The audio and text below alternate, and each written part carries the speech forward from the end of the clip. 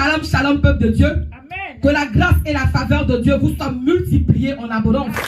Dans le précieux nom de Jésus-Christ de Nazareth. Grande est ma joie encore ce matin, n'est-ce pas, de me tenir au devant de vous pour vous apporter la merveilleuse parole du Seigneur. Amen. De là où tu es, je voudrais que véritablement tu te lèves, amen, et que tu offres une offrande d'acclamation au roi des rois. Offre une offrande d'acclamation au Seigneur des seigneurs. Même si tu es en cuisine, même si tu es en chambre, peu importe où tu es, n'est-ce pas, fais allégeance au roi des rois en acclamant, en poussant des cris de joie, des cris de victoire au nom de Jésus. Amen, amen. Alléluia. Bien-aimé, tu ne peux imaginer combien de personnes sont en train de mourir. Tu ne peux imaginer combien de personnes, n'est-ce pas, sont en train, n'est-ce pas, de rendre leur dernier souffle en cette fin d'année. Mais Dieu permettra que tu vois la nouvelle année. Parce que c'est une nouvelle saison qui commence dans ta vie. Je dis que Dieu permettra que toi, tu vois la nouvelle année, n'est-ce pas, qui va marquer une nouvelle saison dans ta vie au nom de Jésus. C'est pour cela que ce matin, je veux te parler de quelque chose qui va te bénir. Dis amen. Mon thème en ce jour, c'est tout simplement: tu ne verras plus jamais les Égyptiens dans la nouvelle saison de ta vie. Oh, quelqu'un n'a pas compris le thème que j'ai annoncé. Bien aimé, tu n'as pas compris le thème que j'ai annoncé. Parce que si tu avais compris le thème que j'ai annoncé, amen, ta réaction allait être différente. Amen. Je prêche ce jour sur le thème: tu ne verras plus jamais les Égyptiens dans la nouvelle saison de ta vie au nom de Jésus. Voilà pourquoi sans transition, je vous invite à prendre vos Bibles dans le livre de Exode chapitre 14 à partir du verset 13. Et vous allez voir que d'ailleurs, c'est de là que je dis, n'est-ce pas, mon thème. Regardez ce qui est écrit. Moïse répondit au peuple: ne craignez rien, restez en place et regardez la délivrance que l'Éternel va vous accorder en ce jour. Car les Égyptiens que vous voyez aujourd'hui, vous ne les verrez plus jamais. Oh, je n'aime pas ta réaction. Alléluia. Gloire à Jésus-Christ de Nazareth. Amen, amen. Tu sais, il y a des choses qu'on te dit là, ça ne se passe pas. Du genre, on dit, très près, la pâte, ça rend tes dents blanches. Tu te brosses avec, tes dents ne deviennent jamais blanches. Je suis en train d'annoncer, n'est-ce pas, la parole de Dieu. Je suis en train de délivrer, n'est-ce pas, la parole authentique qui a le pouvoir de transformer ta vie. Je suis en train, n'est-ce pas, de te délivrer la parole puissante, la parole efficace de Dieu. Alléluia. En dehors de laquelle rien n'a été créé. Je suis en train de te dire, au travers de Exode 14, verset 13, que les Égyptiens, quand tu vois aujourd'hui, tu ne les verras plus jamais au nom de Jésus-Christ de Nazareth. Acclame le Seigneur, acclame le Seigneur, acclame le Seigneur. Alléluia. Amen. De quoi s'agit-il? Qui est l'Égypte? Nous savons tous que l'Égypte ancien était un pays de prospérité. L'Égypte était un pays d'abondance. Et d'ailleurs qui attirait des milliers et des milliers de personnes de partout dans le monde entier. Mais dans ce pays, il y avait beaucoup de religions, d'idolâtrie. Il y avait, n'est-ce pas, par exemple, la reine Néfertiti, la reine Cléopâtre. Il y avait les pyramides, il y avait les vestiges. Il y avait aussi, n'est-ce pas, des tombeaux dédiés aux divinités. Il y avait beaucoup de religions. Amen. Il y avait tout en Égypte. Gloire à Dieu. Et nous savons aussi, n'est-ce pas, que Abraham a séjourné en Égypte à cause de la famine. Aussi Jacob va séjourner en Égypte à cause de la famine. Alléluia. Il était en Égypte à cause de la famine avec toute sa famille. Et en Égypte se trouvait l'hébreu Joseph, qui a été vendu par ses frères. On connaît tous l'histoire. Alléluia. Et qui est devenu l'un des gouverneurs. Alléluia. Qui effectivement gérait l'économie égyptienne. Et c'est Joseph qui va installer justement sa famille dans la plus riche contrée qu'on appelle Gozen. Vous verrez cela dans le livre de Genèse 47, verset 11 à 27. Gloire à Dieu. Alors, le peuple de Dieu, amen, était en Égypte et avait beaucoup d'avantages. Avec le roi qui était là. Quand le peuple d'Israël est arrivé, n'est-ce pas, en Égypte, ils vont trouver grâce auprès de Pharaon, auprès du roi qui était là. Amen. Et ils vont être installés dans la région la plus riche. Alléluia. Gloire à Dieu. Et ils vont travailler, ils vont s'étendre, ils vont s'épanouir, ils vont se développer, ils vont acquérir, n'est-ce pas, une notoriété. Alléluia. Leur prospérité sera vue et perçue aux yeux de tous. Et il faut dire que pendant que toutes ces choses excellentes se passaient, il y a eu par la même occasion beaucoup de successions. C'est-à-dire la génération de Jacob, c'est-à-dire le père de Joseph est passé. Jacob est mort, le roi qui était là aussi est mort, même Joseph aussi est mort. Amen. C'est-à-dire que tous ceux qui étaient là à cette époque, n'est-ce pas, sont morts. Gloire à Jésus-Christ de Nazareth. Et jusqu'à ce qu'effectivement, il y ait un nouveau roi. Mais le nouveau roi qui va arriver, amen, au temps où nous parlons maintenant, au temps de Exode 14, verset 13, lui qui va venir, il va faire un constat qu'il ne va pas apprécier. Il va faire un constat qui n'a pas lui plaît. Alléluia. Il constate que vraiment les Juifs, les Israélites, n'est-ce pas, les Hébreux qui sont là, sont vraiment riches, sont épanouis, alléluia, sont prospères. Et ils risquent, n'est-ce pas, un jour même, n'est-ce pas, récupérer leur pays. Alors, le roi de cette époque-là va donc mettre en place certaines lois. C'est-à-dire, lui, il s'en foutait de toutes les lois qui existaient, c'est-à-dire l'alliance que la famille de Joseph avait tissée avec le peuple de l'Égypte. Il s'en foutait. Il ne voulait même pas savoir. Il n'a même pas pensé que oh, vraiment Joseph était là, Joseph a aidé et tout ça. Non, ce n'était pas son problème. Lui, une chose est sûre, c'est que vraiment, il voulait détruire le peuple juif. Il voulait, n'est-ce pas, les exterminer. Alors, il va durcir les lois. Et dans ces lois-là, justement, il va dire comme ça que tous les garçons qui vont naître, amen, qu'on les tue. Et c'est dans cette période que Moïse va naître. On se souvient comment, n'est-ce pas, Moïse va se retrouver sur les eaux du Nil. Parce qu'en Égypte, ils adoraient, n'est-ce pas, le Nil, le caïman, l'esprit du caïman. Alléluia. Le roi, n'est-ce pas, voulait qu'on dédie, on voue tous les garçons, tous les bébés garçons, n'est-ce pas, à l'esprit du caïman. Et donc, c'est dans ça, justement, que Moïse va naître. Et Moïse va être déposé sur le Nil.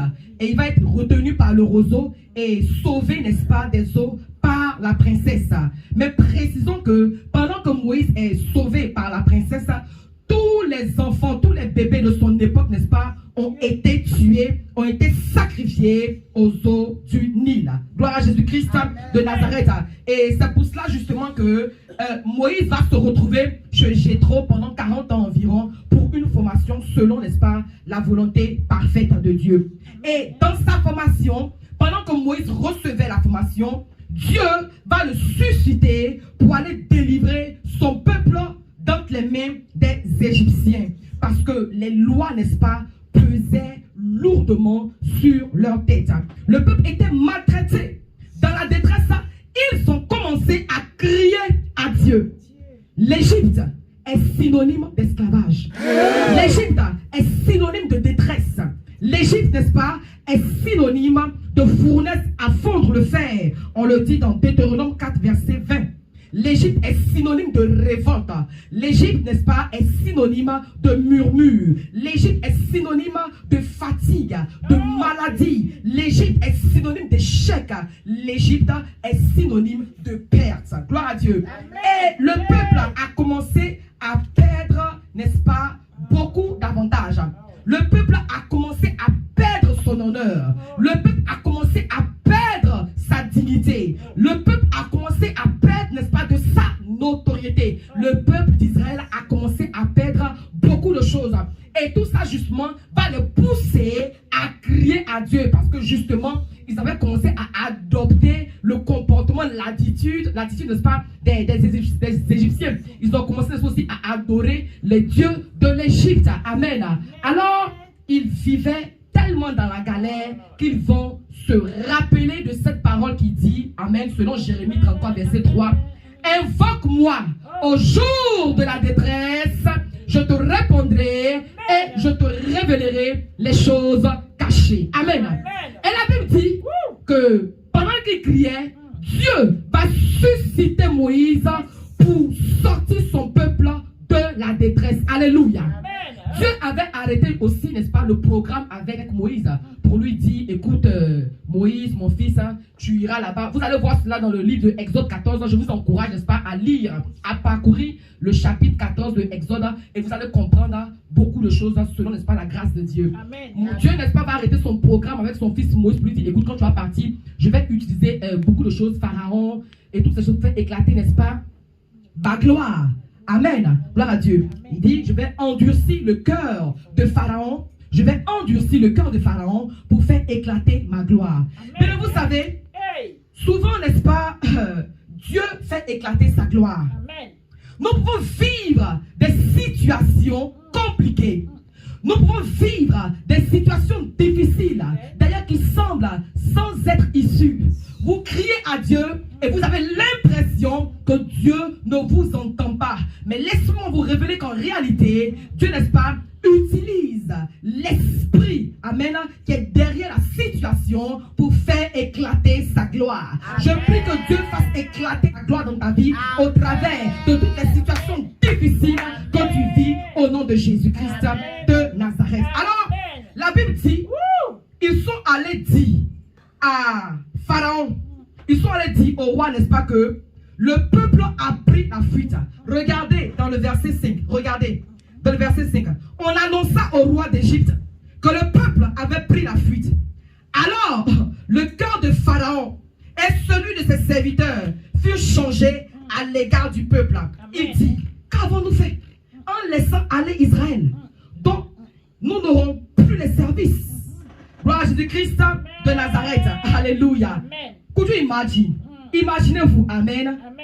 Pharaon dit, qu'avons-nous fait? On a laissé partir le peuple d'Israël là. Donc, on n'aura plus les services. Ils ne vont plus nous servir. Ils ne seront plus nos esclaves. Ils ne seront plus nos boys. Ils ne seront plus, n'est-ce pas, nos serviteurs. Alléluia. J'ai bien envie de rire. Gloire à Dieu. Écoute-moi bien. Je prends un exemple là. Certainement que, c'est un exemple. Certainement que tu es dans la prostitution. Tu es dans la drogue. Tu es dans l'alcoolisme. Tu es, n'est-ce pas, dans le mensonge. Dans l'hypocrisie. Dans beaucoup de choses, les calomnies, etc., dans l'alcoolisme. Et toi, tu as l'impression que tu es en train de te faire du bien à toi-même. Amen. Non. En réalité, tu es en train de servir le diable. Tu es un serviteur du diable. Alléluia. Et la Bible dit, le jour où tu décides de quitter le diable, alléluia, le diable ne veut pas. Car ce n'est pas à son avantage que tu le quittes. Alléluia. L'Égyptien dit, aïe, Israël est parti. Donc, qui va travailler pour moi? Comment se fait-il qu'on a laissé partir, n'est-ce pas, Israël? Alléluia. Bien aimé, quand vous venez à l'église et que vous décidez, n'est-ce pas, de vivre une vie nouvelle, quand vous venez à l'église et que vous décidez, alléluia, n'est-ce pas, de ranger vos vies, vous pensez que le diable est heureux? Non, il n'est pas heureux. Il va vous pousser à retourner à lui. Nous voyons aujourd'hui des serviteurs de Dieu, des servants de Dieu, des pasteurs, des bishops, cités, alléluia, des enfants de Dieu, gloire à Dieu, des chantres, qui ont commencé réellement à aimer le Seigneur, à suivre le Seigneur, et à un moment donné qui disent, j'ai rétrogradé. Ça devient la mode, j'ai rétrogradé, alléluia. Tu crois que c'est un style, tu crois que les gens c'est chic, j'ai rétrogradé. Mais en réalité, tu n'as pas fait que rétrograder, mais c'est ton patron, c'est ton maître qui t'a récupéré, alléluia. Tu ne n'aurais pas, n'est-ce pas, sous ses ordres, tu n'aurais pas, n'est-ce pas, en esclavage, tu n'aurais pas, n'est-ce pas, en captivité. Donc, pas penser que je dis non, j'ai rétrogradé, c'est chic, c'est pas style, amen. Tu es retourné au diable, sinon, le diable t'a ramené à lui. Gloire à Jésus-Christ de Nazareth. Le diable dit, est-ce que j'ai bien fait de laisser sortir ma fille de la prostitution? Est-ce que j'ai bien fait de laisser sortir mon fils de la drogue?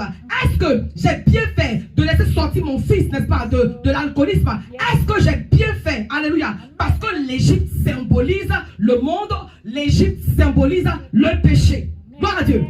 Vous regardez dans Exode 14, 6 à 7 ans. La Bible dit, Pharaon, gloire à Jésus-Christ de Nazareth, Pharaon va atteler son char. Et il prit, n'est-ce pas, son peuple avec lui. Il prit 600 chars d'élite et tous les chars de l'Égypte.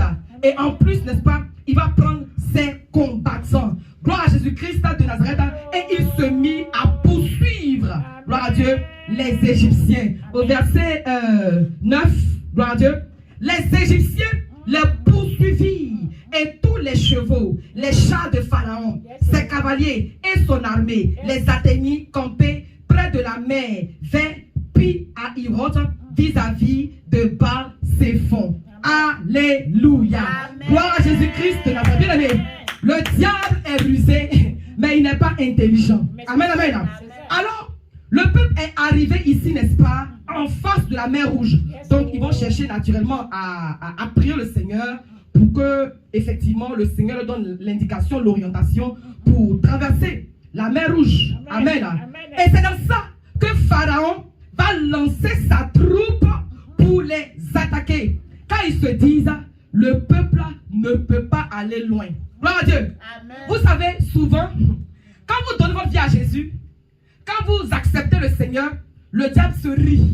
Alléluia. Amen. Il se dit en son cœur, non, celui-là, c'est là. On laisse, on est au quartier ici, on se connaît. De quoi s'agit-il?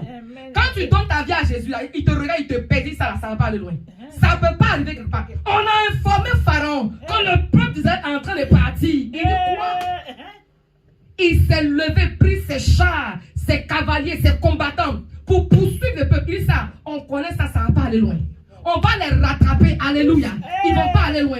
Le diable se moque de ceux-là qui se disent donner leur vie au Seigneur parce qu'ils ne peuvent pas aller loin. Et on va créer une situation. Le diable dit, je vais créer une situation pour faire revenir, n'est-ce pas, ça, la conversion, ça ne peut pas aller loin. Ça ne peut pas aller loin. Alléluia. Et c'est ce que Pharaon et son armée pensaient. C'est ce que Pharaon et son armée pensaient. Ils se disent, modèle de peuple ça là, on les connaît ici, on a travaillé ici ensemble, on les a gérés, ils ne peuvent pas aller loin. C'est ce qu'ils pensaient. C'est ce que les gens pensent de toi. C'est ce que le diable pense de nous. Il dit, leur affaire de chrétien là, c'est superficiel. Tous les matins, c'est eux se coller pour matinal. Ça là, c'est superficiel, ça ne peut pas aller loin. Tous les soirs, ils sont connectés, ils crient, vocifèrent là, ça ne peut pas aller loin. Tous les dimanches, ils sont là, ça ne peut pas aller. C'est qu'ils ont commencé là. Regardons, ça ne va pas aller loin. C'est superficiel. Quand le diable te regarde, ton comportement, ton attitude, ta façon de faire, il peut voir, oui ou non, où te situer. Et il regarde certaines personnes et il dit ça là, c'est superficiel, ça ne peut pas aller loin. Et justement, on va voir le comportement des personnes superficielles. Suivez. Amen. Gloire à Dieu. Amen. Regardez ce qui va se passer au verset 10 de Exode 14. Amen. Verset 10 de Exode 14. Amen. Pharaon approchait, les enfants d'Israël levaient les yeux. Et voici, les Égyptiens étaient en marche derrière eux. Et les enfants d'Israël eurent une grande frayeur et criaient à l'Éternel. Verset 11, ça qui me cassé même. Alléluia. Amen. Ils disent à Moïse, n'y avait-il pas de sépulcre en Égypte, sans qu'il fût besoin de nous mener mourir au désert? Quand nous as-tu fait en nous faisant sortir d'Égypte? Gloire à Dieu. Amen. Regardez des gens comme ça, qui étaient, n'est-ce pas, en Égypte en captivité. Des gens, amen, dont on était en train de tuer leurs enfants. Des gens, n'est-ce pas, qui étaient en train de broyer les noirs. Alléluia. Des gens, n'est-ce pas, qui étaient en train de rentrer dans une dimension de pauvreté qui ne dit pas son nom. Des pauvres, des galéreux. Alléluia.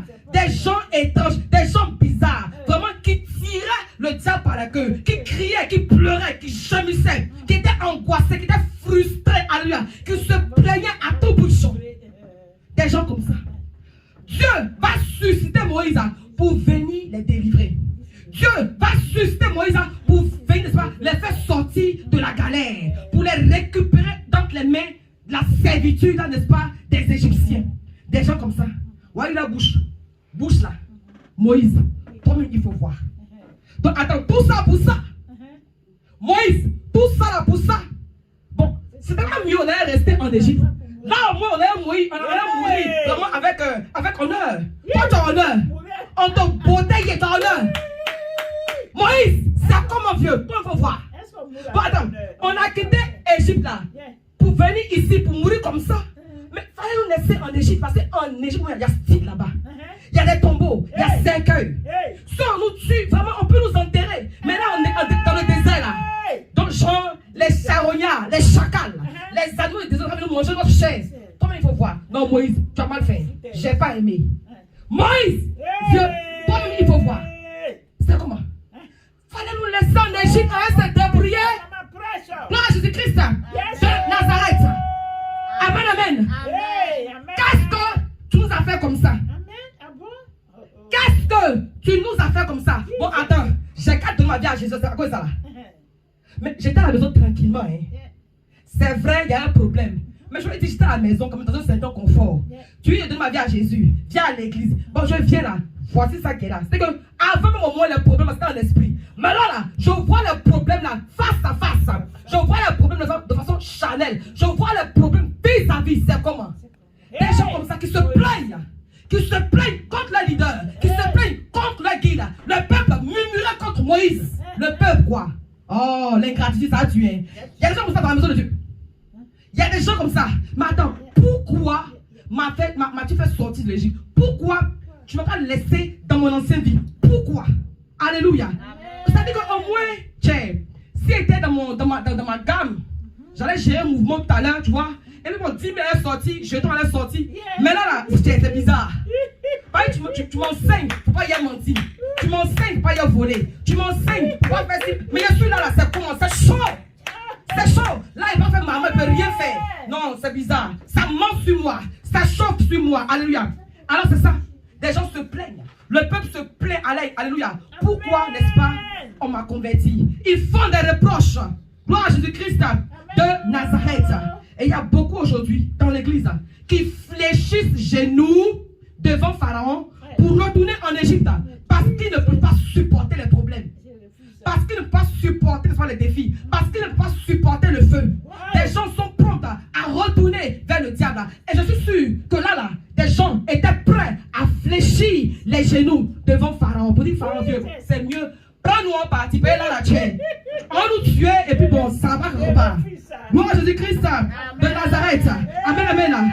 Nous sommes aujourd'hui en train de partir dans une nouvelle année. Parce que nouvelle année, c'est une nouvelle saison qui commence dans ta vie. Dans tous les domaines de ta vie. Gloire à Jésus-Christ de Nazareth. Et dans cette nouvelle saison, tu peux, n'est-ce pas, expérimenter une nouvelle saison, n'est-ce pas, de financière, une nouvelle saison professionnelle, une nouvelle saison à tous les niveaux. Amen. Et je ne sais pas quelle saison va donner dans ta vie. Ça peut être la saison financière, ça peut être, n'est-ce pas, la saison de bonnes connexions, ça peut être, n'est-ce pas, la saison, n'est-ce pas, de bonnes opportunités. Alléluia. Mais ce jour, je suis venu te dire, les Égyptiens que tu vois, qui sont venus t'agresser, les Égyptiens qui sont venus te faire la cour pour que tu retournes, dis-leur, je ne veux plus jamais vous voir dans ma nouvelle saison. Je ne veux plus jamais vous voir dans ma nouvelle saison. Au nom de Jésus. Je sais que 2021 a été pour plusieurs une mauvaise saison sur plusieurs plans. Il y a une nouvelle saison, n'est-ce pas, qui s'offre à toi. Dieu veut te faire rentrer dans une nouvelle saison. Dis après moi. Égyptiens, je ne veux plus jamais vous voir dans ma nouvelle saison. Répète après moi, Égyptiens, je ne veux plus jamais vous voir dans ma nouvelle saison. Au nom de Jésus. Bien aimé, le peuple, n'est-ce pas, est assis au bord de la mer Rouge. Et il faut que Dieu intervienne. Et tout ce que Moïse peut faire, c'est de prier.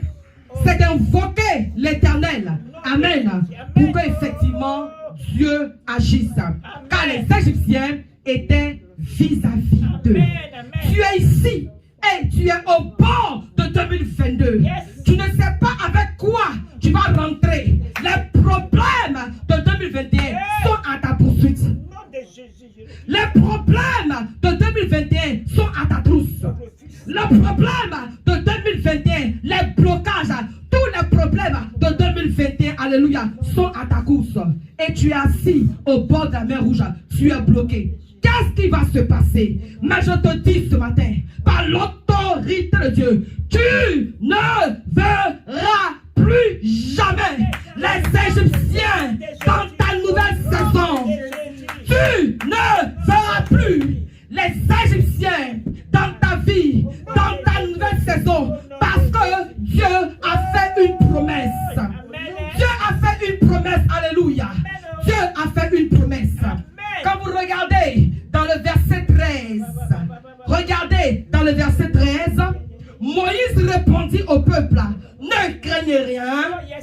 Restez en place. Et regardez la délivrance que l'Éternel va vous accorder en ce jour. Car les Égyptiens que vous voyez aujourd'hui, vous ne les verrez plus jamais. Voici la promesse de Dieu. Alléluia. Ne vous angoissez pas. Restez en place. Ne paniquez pas. Restez en place. Ne soyez pas perturbés. Restez en place. Je dis à quelqu'un en ce jour, ne stresse pas. Reste en place. Ne panique pas. Reste en place. Ne sois pas angoissé. Ne sois pas effrayé. Ne pleure pas. Reste en place. Regarde et tu verras la délivrance. Car les Égyptiens, quand tu vois aujourd'hui, tu ne les verras plus jamais. Gloire à Dieu. Yes. Vous n'avez pas besoin de bouger. Vous n'avez pas besoin d'aller à gauche, à droite, de chercher des conseils ici et là. Vous n'avez pas besoin de tourner comme, n'est-ce pas, une toupie. Non, restez en place. Ne paniquez pas. Restez en place et regardez la délivrance que l'Éternel va vous accorder. Reste en place. Amen. Et regarde la délivrance que l'Éternel va t'accorder. Et au verset 14, il dit, l'Éternel combattra pour vous. Et vous, gardez le silence, c'est fort. Verset 14 de Exode 14. Il dit, l'Éternel combattra pour vous, mais vous, gardez le silence. Nous sommes en train de passer dans un temps de traversée. Nous allons aller dans la nouvelle année. Garde le silence. Il y a des situations où tu dois garder le silence. Mon cher, tu parles pas au savoir. Donc c'est pas mieux. Tu vas garder le silence et te référer au secours de l'Éternel. En pareille circonstance là, c'est mieux que tu as fermé bouche là. Arrête de te plaindre contre ton leader. Arrête de te plaindre, n'est-ce pas, contre ton pasteur. Arrête un peu, amen. Garde le silence. Et Dieu combattra pour toi. Garde le silence. Garde le silence. Garde le silence. Et Dieu combattra pour toi. Tu sais, laisse-moi te dire souvent, c'est vrai que tu parles un peu trop et tu ne dis rien de bon. C'est parce que tu parles un peu trop et tu ne dis rien de bon. Voici pourquoi justement l'Éternel ne combat pas pour toi. Si tu veux que l'Éternel combatte pour toi, il faut que tu gardes le silence. Alléluia. Gloire à Jésus-Christ. Il y a des situations où tu dois garder le silence pour laisser, n'est-ce pas, Dieu faire des combats. Et bien aimé, quelque chose va se passer au bord de la mer Rouge. Je suis en train de parler de la traversée. Au bord de la mer Rouge. Alléluia. Dieu va dire à Moïse, lève ton bâton. Lève ton bâton. Et quelque chose va se passer. Bang bang. Hey! Oh Dieu quoi, my God. Laisse-moi y danser un peu. Laisse-moi y danser un peu. Laisse-moi y danser un peu. Les Égyptiens quoi. Les Égyptiens quoi. Les voici maintenant gaillardement. Gaillardement. Avec leur char. J'imagine, ils étaient sapés, ils le connaissent. Ils ont fini à qualité, ils ont fini à excellence, ils sont sapés comme ça. Je comprends, dans leur rang de l'armée. Chacun est sapé avec les galons. Les voici maintenant. Et ensuite, griga. On finit et le peuple d'Israël aujourd'hui, on se laisse là. Gloire à Dieu. Face to face, face à face. Power contre power. Puissance contre puissance. Parole contre parole. L'Égypte du sang, on vous connaît. C'est superficiel. Ça va pas aller combat. Alléluia. Et le leader dit, petit, mes enfants, gardez le silence. C'est pas à toi on répond. C'est pas à toi on répond. Il dit, gardez le silence. Et regardez, l'Éternel va vous délivrer. Les Égyptiens, comme vous voyez aujourd'hui, vous ne les verrez plus jamais. J'annonce ta vie en ce jour. Que les Égyptiens d'aujourd'hui, tu ne les verras plus jamais dans ta nouvelle saison. Dis Amen. Alléluia. Dieu donne instruction à Moïse. Lève ton bâton. Lève ton bâton. Moïse, lève ton bâton. Ça a trop duré. Ils ont trop parlé. Lève ton bâton. On se laisse maintenant. Lève ton bâton, Moïse. Lève ton bâton. Et quelque chose va se passer. Quelque chose va se passer. Quelque chose va se passer. Je sens la présence de Dieu. Quelque chose va se passer. Yeah! Quelque chose va se passer. Dans ta vie, quelque chose va se passer. Dans ton mariage, quelque chose va se passer. Dans ton travail, quelque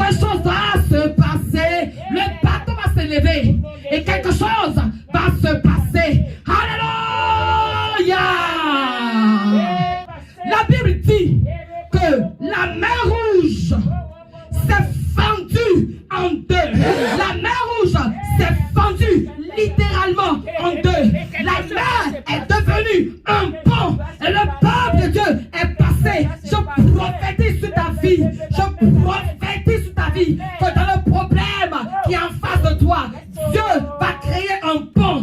Dieu va créer un pont. Dieu va créer un pont. Et tu passeras, tu traverseras la situation dans le nom de Jésus-Christ de Nazareth. Sois béni. Lorsque Moïse va lever son bâton, quelque chose va se passer. La mer rouge va se fendre en deux. La mer rouge va devenir un pont et laisser passer, n'est-ce pas, le peuple de Dieu. Yes. Et lorsque le peuple est passé, voyez les Égyptiens, ils pensaient que c'était un jeu. Ils croyaient que c'était un jeu. Genre le Nil là, leur eau là, ils pensaient que c'était le même modèle. Ils pensaient que, n'est-ce pas, ici aussi ils pouvaient contrôler. Égyptiens, entends-moi Égyptien. Égyptien, c'est chez toi avant que tu es patron. Égyptien, c'est chez toi avant que tu es maître. Égyptien, c'est chez toi là-bas, dans ton secteur que tu gouvernes. Mais là, c'est pas chez toi. Égyptien, ta force s'arrête, n'est-ce pas, dans ton pâturage. Égyptien, ta puissance là s'arrête en Égypte. C'est pas partout. Là, gloire à Dieu. Le peuple d'Israël est passé. Les Égyptiens aussi veulent passer. Alléluia. La Bible dit, lorsqu'ils vont s'engager à passer aussi dans la mer rouge, oh my God, la puissance de Dieu va encore se déployer et l'eau va les engloutir. L'eau va les engloutir. Alléluia. Et plusieurs vont périr. Gloire à Jésus-Christ de Nazareth. Bien aimé, la parole de Dieu est une épée à deux tranchants. La parole de Dieu est puissante. La parole de Dieu est efficace. La parole de Dieu est magnifique. Et le peuple est passé dans la parole. La mer rouge fait référence au baptême. Et le baptême, n'est-ce pas, est le revêtement pour ceux qui le désirent. C'est une nouvelle vie. C'est une nouvelle vie. Alors, la mer rouge symbolise la nouvelle naissance pour dire que nous étions en Égypte, mais maintenant, nous sommes nés de nouveau. Gloire à Dieu. Aujourd'hui, si tu veux rentrer dans la nouvelle saison, il faut que tu passes par la nouvelle naissance. Alléluia. Il faut qu'il y ait la nouvelle naissance dans ta vie. Dans Jean 3, verset 3, Jésus dit, en vérité, je te le dis, si un homme ne naît de nouveau, il ne peut voir le royaume de Dieu. Et dans Jean 3, 5, vous allez voir quelque chose aussi. Ça dit qu'en fait, nous devons avoir un autre esprit. Gloire à Dieu. Amen. Et c'est Jésus-Christ qui parlait avec Nicodème. Amen. Nicodème demandait si quand on doit naître de nouveau pour rentrer encore dans le sein de sa mère. Et Jésus-Christ a dit non, c'est pas ça qui est question. Il faut naître, n'est-ce pas, de nouveau, avoir un esprit nouveau. Gloire à Jésus-Christ de Nazareth. Avant, vous aviez l'esprit des Égyptiens. Avant, vous aviez l'esprit des Égyptiens. Mais maintenant, c'est un nouveau esprit qu'il faut avoir. C'est un nouveau esprit qu'il faut manifester dans votre vie. Amen. Cela signifie que nous ne serons pas sauvés. Nous ne ferons pas partie de la famille de Dieu. Et ce jour-là, au bord de la mer Rouge, quelque chose devait se passer. Il y avait un choix à faire. Soit retourner en Égypte, ou soit faire partie de la famille de Dieu. Gloire à Dieu. Bien aimé, prends la décision de faire partie de la famille de Dieu pour cette nouvelle saison qui va commencer dans ta vie. Amen, amen. Amen. Prends la décision de faire partie de la famille de Dieu pour cette nouvelle saison de ta vie. Gloire à Jésus-Christ de Nazareth. Amen. Dans le livre de Jean 1, verset 13, Jésus a mis l'accent sur quelque chose d'important. Il est écrit, non du sang, ni de la volonté de la chair, ni de la volonté de l'homme, mais de Dieu.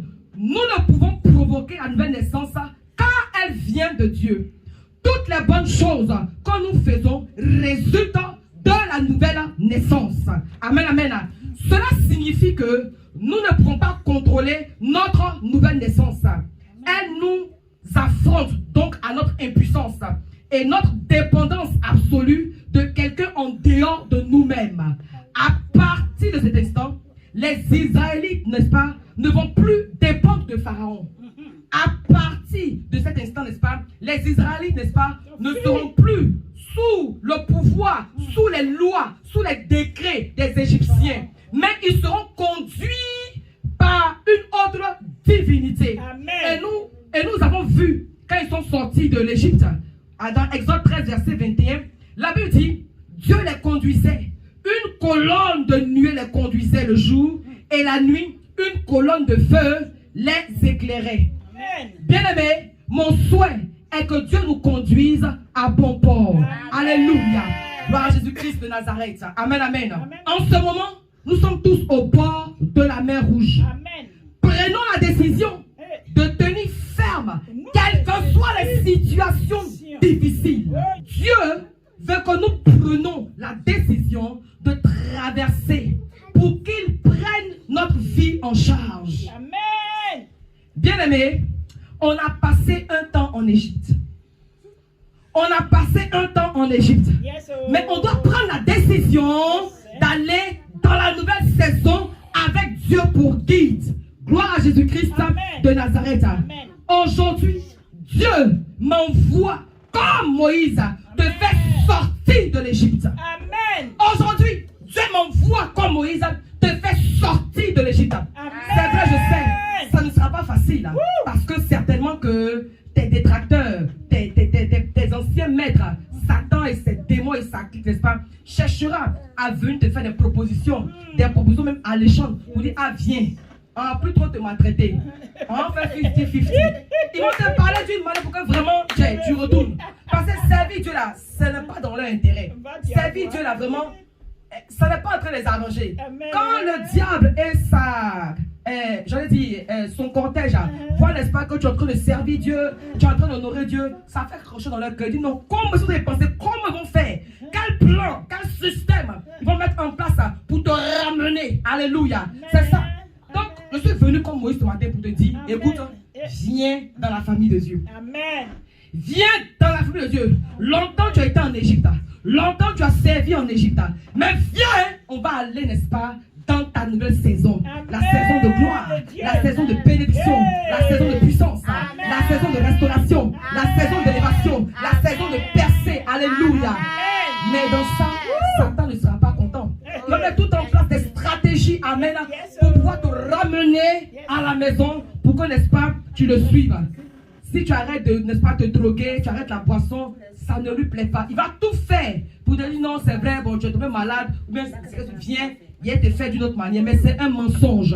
C'est un mensonge, amen. Tu dois prendre la bonne décision de passer par la mer Rouge. Alléluia. On doit devenir comme des poissons, amen. On doit se laver, on doit se purifier. Gloire à Jésus-Christ de Nazareth. On va aller dans la nouvelle saison, mais il y a beaucoup de choses qu'on doit laisser, n'est-ce pas, derrière nous. Alléluia. On doit laisser les mauvaises choses, toutes les mauvaises choses, amen, que nous avons pris en Égypte pour que Dieu nous dirige. Amen, amen. 2022. 2022. C'est le chiffre du témoignage. Alléluia. Et tu dois témoigner des bienfaits du Seigneur. Tu dois témoigner de la gloire de Dieu dans ta vie. Amen. Laisse Dieu te conduire tout simplement. Laisse Dieu te conduire. Alléluia. Laisse Dieu te conduire. Laisse Dieu te conduire. Laisse Dieu te conduire. Alléluia. Laisse Dieu te conduire parce qu'en vérité, tout peut changer. Tout peut arriver. Tout peut se passer. Tout peut basculer. Alléluia. Jusqu'à la dernière seconde. Mais je prie pour toi que tout bascule, amen, en meilleur. Que tout bascule en bien. Que tout bascule, alléluia, en gloire. Que tout bascule en bénédiction pour toi. Que tout bascule pour toi positivement. Dans le nom de Jésus-Christ de Nazareth. Alléluia. Je prie que tu ne sois plus esclave de l'Égypte. Je prie que tu ne sois plus esclave de l'Égypte. Amen. Mais que tu sois épanoui. Car toi aussi, tu as besoin d'être épanoui. Toi aussi, tu as droit à être épanoui. Alléluia. Il y a des gens qui sont en esclavage. Amen. Qui sont esclaves du mensonge. Esclaves, n'est-ce pas, de la pauvreté. Esclaves de la maladie. Esclaves de beaucoup de choses. Alléluia. Je prie que tu sois délivré au nom de Jésus-Christ de Nazareth. Bien aimé, on va rentrer en 2022. Amen. La nouvelle saison. Il faut que tu libères tout ce qui n'est pas de Dieu afin de laisser Dieu te conduire. Afin de laisser Dieu te conduire. Alléluia. Gloire à Dieu. Afin de laisser le Saint-Esprit, l'onction de Dieu, te conduit. Alléluia. Quand tu marches par le Saint-Esprit, tu vas de gloire en gloire. Quand tu marches par le Saint-Esprit, tu vas de victoire en victoire. Quand tu marches par le Saint-Esprit, tu vas de succès en succès, de promotion en promotion, d'élévation en élévation, de l'Égypte à Canaan. Alléluia. De la malédiction à la bénédiction. Alléluia. De la médiocrité à l'excellence. De la stérilité à la fécondité. De la mort à la vie. De l'esclavage à la délivrance. Alléluia. Des puissances des ténèbres à la puissance de Dieu. Ce matin, je vais m'arrêter là, peuple de Dieu. Soyez immensement bénis. Et nous savons que nous allons passer les bras hauts dans la nouvelle saison au nom de Jésus-Christ. Et tes bras qui sont élevés, n'est-ce pas, en haut, c'est pour adorer Dieu. Tes bras qui sont levés en haut, amen, c'est pour contempler Dieu. Tes bras qui sont levés en haut, alléluia, c'est pour célébrer Dieu. Je crois, papa, que toi et moi allons rentrer dans la nouvelle saison 2022, les bras hauts, pour glorifier le nom du Seigneur. Je déclare sur ta vie que dans la nouvelle saison, on ne verra plus tes pleurs. On ne verra plus ton célibat. On ne verra plus ton chômage. On ne verra plus tes pleurs. On ne verra plus la maladie. On ne verra plus la médiocrité. On ne verra plus la pauvreté. On ne verra plus les Égyptiens de 2021. Je déclare que tu ne les verras plus jamais en 2022 au nom de Jésus. Pourquoi? Parce que tu auras accepté Jésus. Tu auras accepté de passer par la nouvelle essence. Passer par la mer rouge, amen, c'est se laisser laver, c'est se laisser purifier, c'est se laisser dépouiller, n'est-ce pas, de toutes les œuvres diaboliques, de toutes les œuvres sataniques. Je prie que tu prennes conscience que avant de rentrer dans la nouvelle saison 2022, tu as besoin, n'est-ce pas, de passer par les eaux, par la mer rouge, afin de te laver, afin de te purifier, afin de te sanctifier, afin de te dépouiller. Alléluia. Gloire à Jésus-Christ de Nazareth.